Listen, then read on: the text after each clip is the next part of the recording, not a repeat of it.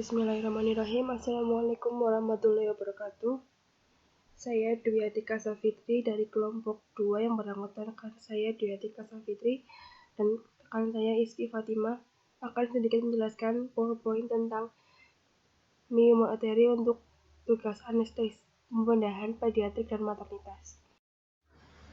Pengertian miomateri sendiri adalah neoplasma jinak yang berasal dari otot uterus dan jaringan ikat sehingga disebut juga leiomioma, fibrioma atau fibroid. Mioma uteri adalah tumor jinak otot rahim yang disertai jaringan ikatnya. Dari berbagai pengertian dapat disimpulkan bahwa mioma uteri adalah suatu pertumbuhan jinak dari otot-otot polos, tumor jinak otot rahim disertai jaringan ikat. Neoplasma yang berasal dari otot uterus yang merupakan jenis tumor uterus yang paling sering dapat bersifat tunggal, ganda, dapat mencapai ukuran besar. Biasanya mioma uteri banyak terdapat pada wanita usia reproduksi, terutama pada usia 35 tahun. Klasifikasi mioma uteri sendiri dilihat dari lokasinya adalah di servikal kurang lebih 2,6% yang umumnya tumbuh ke arah vagina menyebabkan infeksi.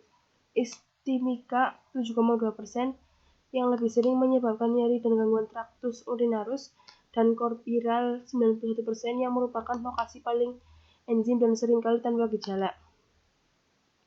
Untuk lapisan uterus, yaitu mioma uteri pada daerah korpus, sesuai dengan lokasinya dibagi menjadi 3 jenis, yaitu mioma uteri subrerosa, mioma uteri intramural, dan mioma uteri submukosa. Patofisiologi mioma uteri adalah sebagai berikut, yaitu terjadi karena adanya sel-sel yang belum matang dan pengaruh estrogen yang menyebabkan submukosa yang ditandai dengan pecahnya pembuluh darah sehingga terjadi kontraksi otot uterus yang menyebabkan perdarahan pervaginan lama dan banyak. Dengan adanya perdarahan pervaginan lama dan banyak akan terjadi resiko kekurangan volume cairan dan gangguan peredaran darah ditandai dengan adanya nekrosa dan perlengketan sehingga timbul rasa nyeri. Pathway mioma uteri sebagai berikut yang dibagi menjadi 3, yaitu mioma intramural, submukosum, dan subserosum.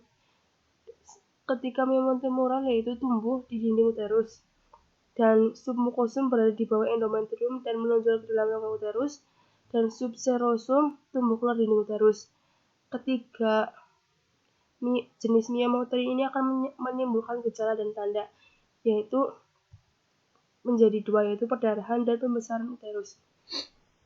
Untuk perdarahan akan menurunkan suplai darah yang akan menyebabkan gangguan perfusi pada jaringan. Nah, sementara untuk gangguan hematologinya akan menurunkan imun tubuh dan jika kurang pengetahuan akan menyebabkan cemas. Nah, yang kedua adalah pembesaran uterus yang dapat mengganggu sirkulasi dan menyebabkan nekrosis dan juga menyebabkan penekanan pada syaraf. Manajemen anestesinya adalah sebagai berikut. Untuk pre-anestesi, pasien dipuasakan 8 jam operatif dan pemasangan infus ringer laktat 2 jalur masing-masing 20 tetes per menit. Keadaan umum dan vital sign baik, yaitu diantaranya 120/80 mmHg, nadinya 94 kali, dan respirasinya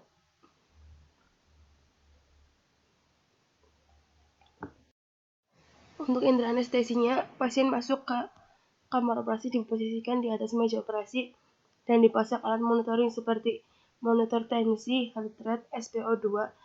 Untuk monitoring ulang vital sign pasien dipasang alat ini.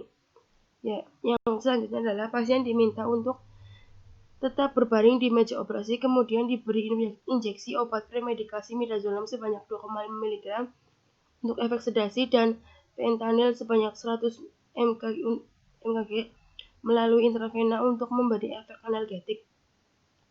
Induksi anestesi dilakukan dengan injeksi propofol sebanyak 100 mg per intravena secara perlahan agar mengurangi rasa nyeri. Suhu muka ditempatkan pada muka dan oksigen. Kalau perlu, nafas dibantu dengan menekan balon nafas secara periodik untuk mengatasi timbulnya apnea setelah induksi. Untuk pos anestesi, pasien dipindahkan ke ruang pemulihan dengan posisi supin. Pasien diberikan oksigen 2 liter per menit lewat nasal, kemudian diawasi respirasinya, nadinya, dan ditensi setiap 15 menit. Saat pasien merasakan kesakitan, diberikan fentanyl lewat intravena. Kesimpulannya adalah mioma uteri adalah neoplasma jinak yang berasal dari otot uterus dan jaringan ikat sehingga disebut juga leiomyoma, fibrimioma, atau fibroid. Mioma uteri adalah tumor jinak otot rahim disertai jaringan ikatnya. Dari berbagai pengertian dapat disimpulkan bahwa mioma uteri adalah suatu pertumbuhan jinak dari otot-otot polos, tumor jinak otot rahim disertai jaringan ikat, neoplasma yang berasal dari otot uterus yang merupakan jenis tumor uterus yang paling sering. Dapat juga bersifat tunggal, ganda, dan dapat mencapai ukuran besar. Biasanya mioma uteri banyak terdapat pada wanita usia reproduksi, terutama pada usia 35 tahun. Untuk mencapai hasil maksimal dari anestesi, seharusnya permasalahan yang ada diantisipasi terlebih dahulu, sehingga kemungkinan timbulnya komplikasi anestesi dapat ditekan seminimal mungkin. Ya, sekian dari saya. Kurang lebihnya mohon maaf. Terima kasih. Wassalamualaikum warahmatullahi wabarakatuh.